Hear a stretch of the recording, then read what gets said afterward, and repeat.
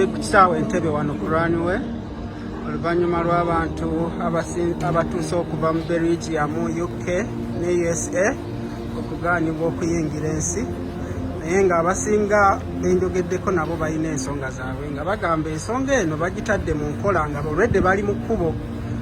So kanoonyeeko wano muganda wange bwedda nkulaba wano ki ekigenda mu maaso? Ekiriwo tugenze tuba tugambidde Rwanda. Tubadde Rwanda ne batugaba President ku ssaawa 10 zibadde ssaawa 11 President aganye abantu bonna okuyingira nti buli omu ajja agenda mu quarantine which was okay. Ne tutuuka wano ne balondamu abamanyi be bamanyi ne babatwala nti bavudde mu bifo byanjawulo naye nti bo balina cases ez'enjawulo. Ate namwe badde mwenna tubadde ffenna ku nnyonyi ne babatutte ne bagenda. Kati tubeerawo wano nga 42 hours nga tewali atunyiga mwenna mubadde muteereddwa wamu mu kibinja, tetulina wakutuula, tebamanya ani mulwadde ani atali mulwadde, tewali toilet.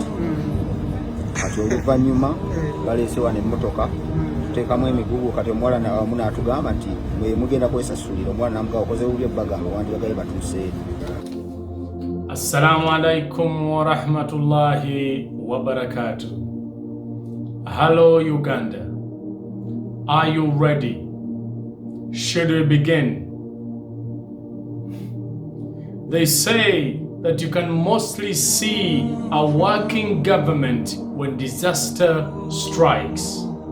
Ladies and gentlemen, as most people in the world are devastated because of coronavirus, aka COVID-19, aka a virus that has humbled the whole world. Countries like France have denied international flights okuyingira mu nsi yaabwe baleme kugattako. Prime Minister Edward Philip has urged people to step up efforts and work together to combat the deadly disease. Nous devons tous ensemble. I say this in all seriousness. We must all together show more discipline in the application of these measures. We need to do at the moment is straightforward. Avoid gathering as much as possible, limit friendly and family reunions. Only use public transportation to go to work and only for physical presence is required. Only leave your house to get essential groceries, exercise or vote. Que pour aller or vote. USA called this a state of emergency. President Trump declaring a national emergency just a little while ago. As the Queen is moving from one palace to another, seeking for her safety. There are reports tonight plans are in place to quarantine the Queen and Prince Philip should the coronavirus outbreak worsen. Nine's Europe correspondent Ben Avery is at Buckingham Palace this evening. Ben, it comes after Her Majesty's public engagements were cancelled.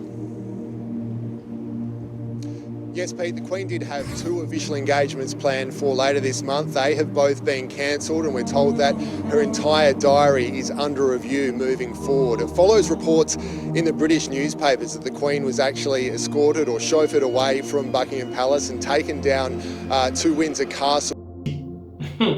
Italy is on a lockdown.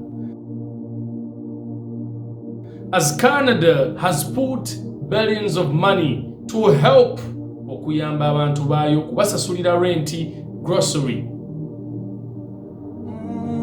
Anyone can say that is listening to me. Ono musiru, why is he telling us about countries ezakuledda? Are you sure that our countries cannot afford at least the smallest of any of these? Hear me out. Before I talk about Uganda, I want to ask you, omanye ensendera kyezikoze.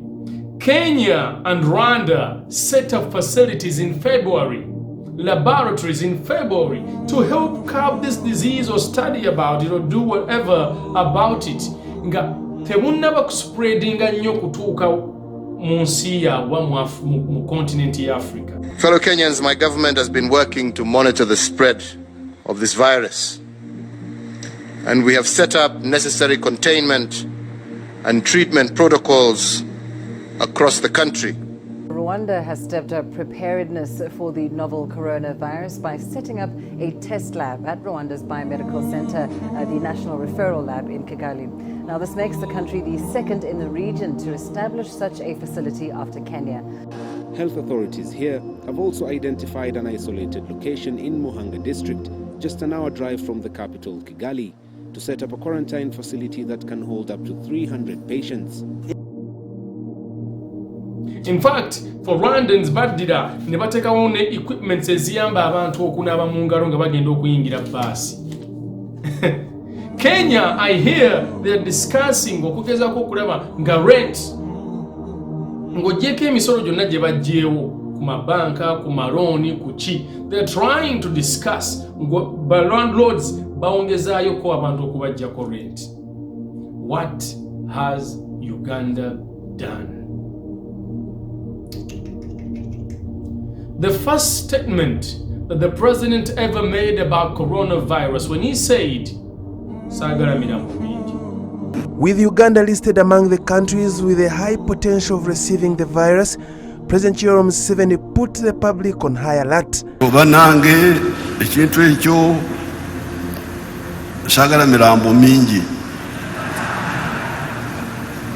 So please, let's do the easy way.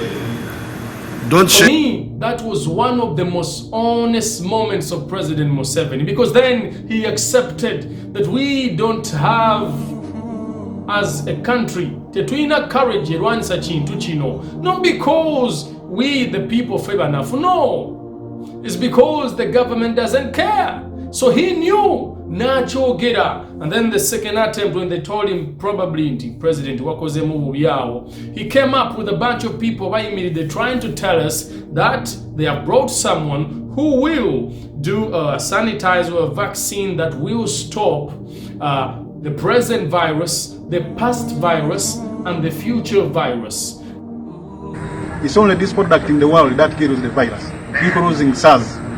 And the economics, I think, will be that because this coronavirus will be over, the epidemic will be over.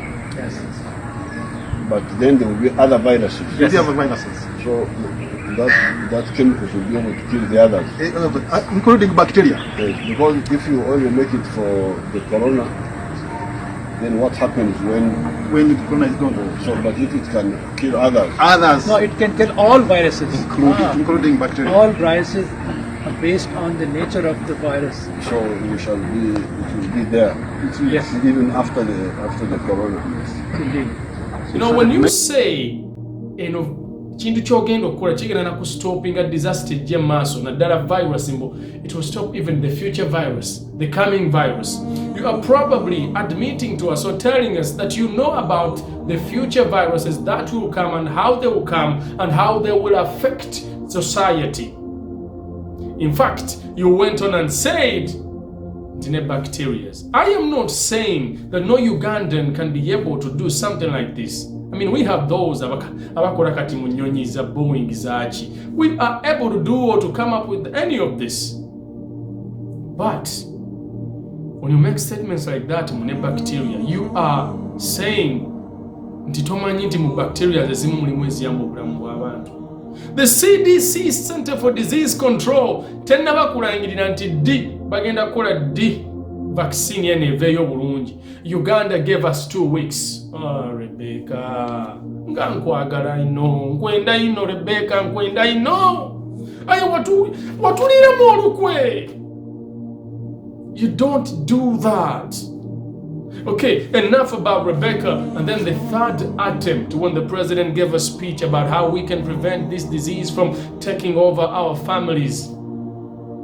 Besides the stopping of ebivulu, telling our children bave ku masomero and everything, the gatherings, the weddings, n'okuziika abantu aba relatives okubeera nga okumbi bebaziika bokka, he made a very critical statement that I want all of you to look at very, very closely, because this statement, he will help spread the virus all over the country if when you say that people who are coming out the countries, the Mwafragins, will be quarantined for 14 days at their own cost, you are saying that these people indirectly will come mubateke mu facilities z'omuntu wa moyo bani nanyini hotel eyo gye mwabataddemu.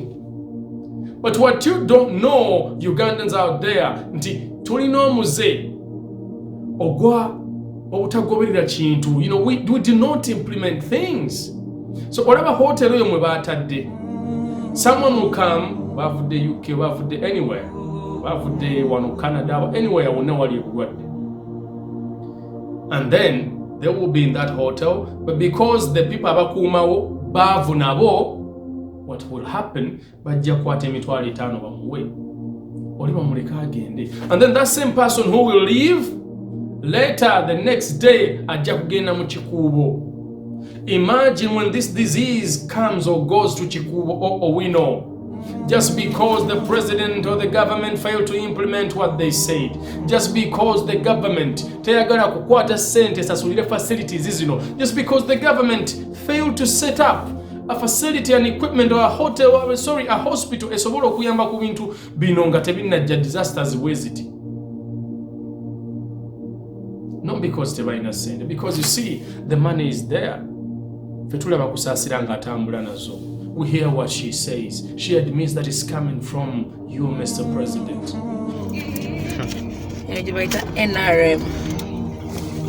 Nashimama. Mulinde mulembe gwa mubulijja. Muli tukubira. Muli tugamba.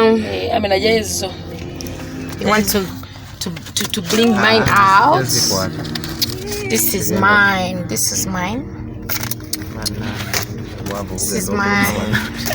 But when the nation needs you, when the nation needs you to stand up at our worst moment, Mr. President, you have betrayed us again.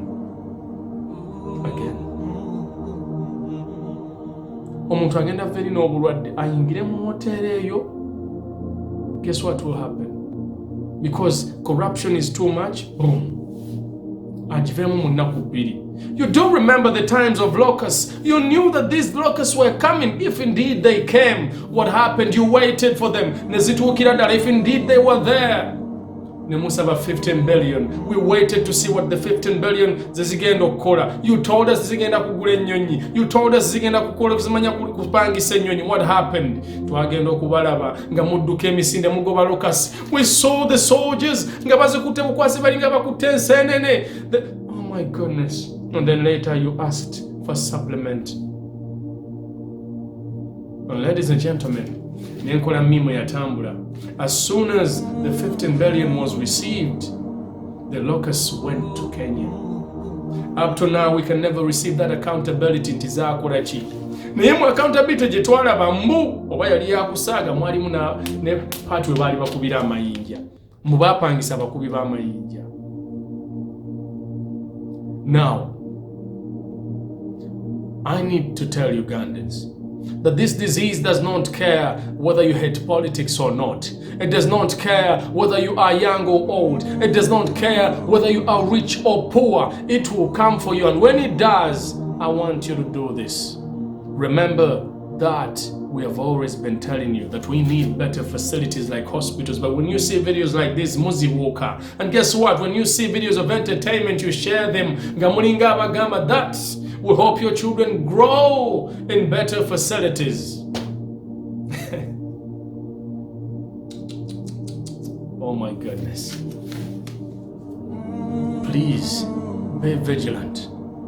We need to accept that our government is not going to help. So be vigilant.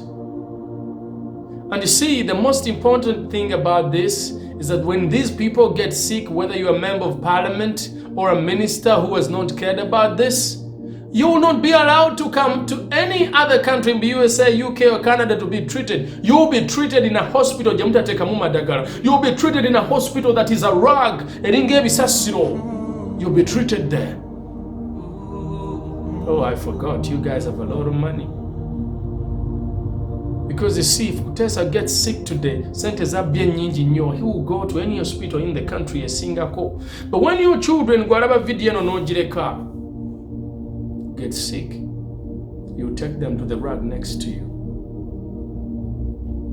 Ladies and gentlemen, whether you are opposition or for the government, it is your duty okusomesa abantu. Kubanga waliwo kyali gwe babadde baagala okutta mbu yabadde ayasimula. People need to know nti okwasibwa tekitegeeza nti obulimi. Ono gayinza ndaba akuba ebyasiyaasiiro ne mayo kono kofi atuuse mu kitundu kyange. Ndimu kutya kwa mayi nange nti ngenda kufa leero kubanga omusajja mbadde owaali. Naye kati mu kaseera kano twagaddeko ku nkofiira. Tulinda poliisi ejje oba tuziikamu tumuzike nga mulamu. Fe ekyokola kitubuze kubanga batulese wano Wazira saa 8 tugasima ekinnya tumuteekemu tumuziike. Ali musasanya bulwadde. The government need to sensitize abantu. It is your duty mu opposition namwe muveeyo to talk about this. Kati muna abani abana balondanga abantu bafudde abantu balwadde. Oh my goodness. My name is Fahad Amil Nsobuga. Assalamu alaikum wa rahmatullahi wa barakatuh. Tomorrow we will bring a video. We will do that. So if you watch this video today, come back here tomorrow or the next day. We will show you a unique way. Enaka kasabatabani boba abana bo kyokunaba mu ngalo kirungi okusa sanitizer. Obo buyonjo kirungi. We will do that because we care about you before we care about the political parties or any politician that you support. Assalamu alaikum.